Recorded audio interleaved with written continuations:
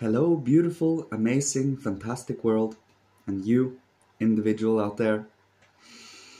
Today, I would like to speak about learning to know yourself through the world and getting to know the world through yourself.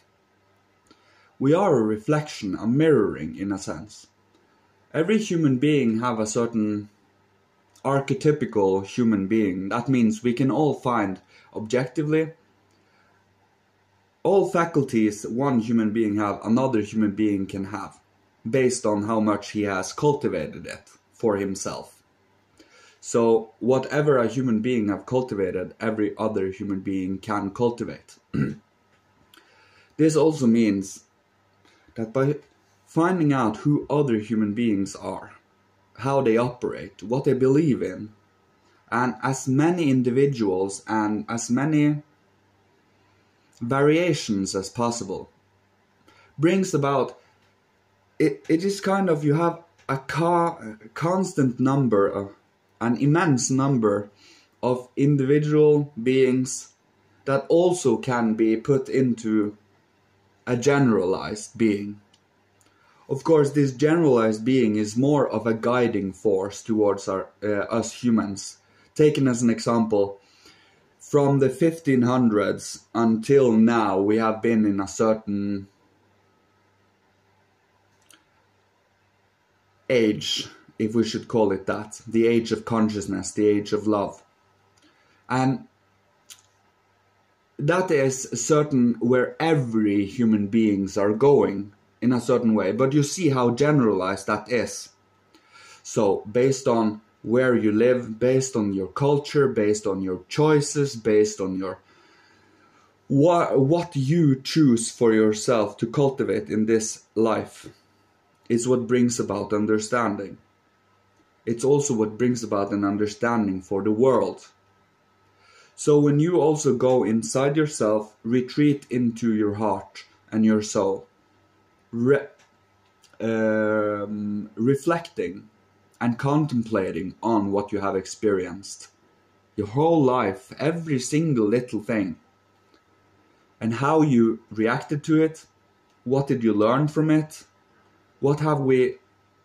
how much have we dug down to find out in the depths where truth lies.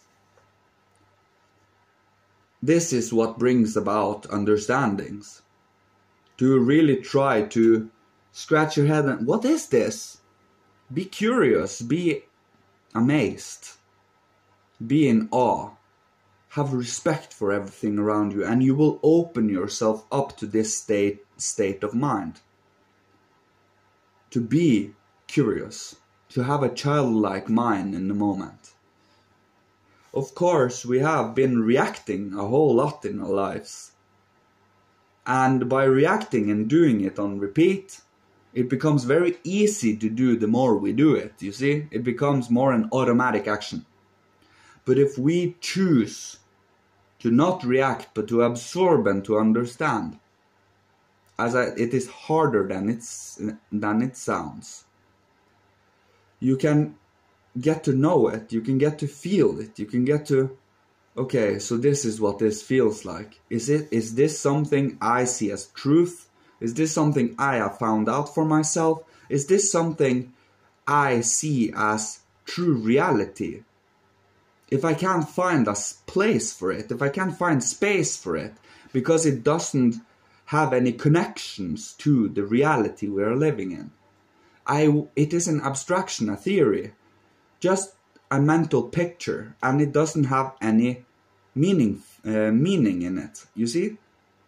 But if we try to bring about a connection, a fusion of spiritual beings and the hierarchy with the physical material reality, you can see behind the real and behind the material, the physical, that the physical is formed and shaped and guided by forces lying behind them in higher realms. The architects, if we should call it that. And these architects are constantly guiding us and shaping us and forming us and giving us hindrances also, but also giving us inspirations and guidance towards understanding and higher wisdom. If the higher realms did not choose and accept to have our hindrances down here on earth, they could do so in the blink of an eye, because they have that kind of power, but it is not in our evolution. Our evolution is to cultivate moral, ethical, and loving freedom.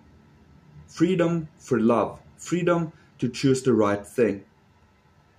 We are not meant to be forced through rules, through structures, through consequences and fear, but truly through the righteous love that comes from our heart. We do it because it feels right. We do it because it is a resonance with our cognition, with our love.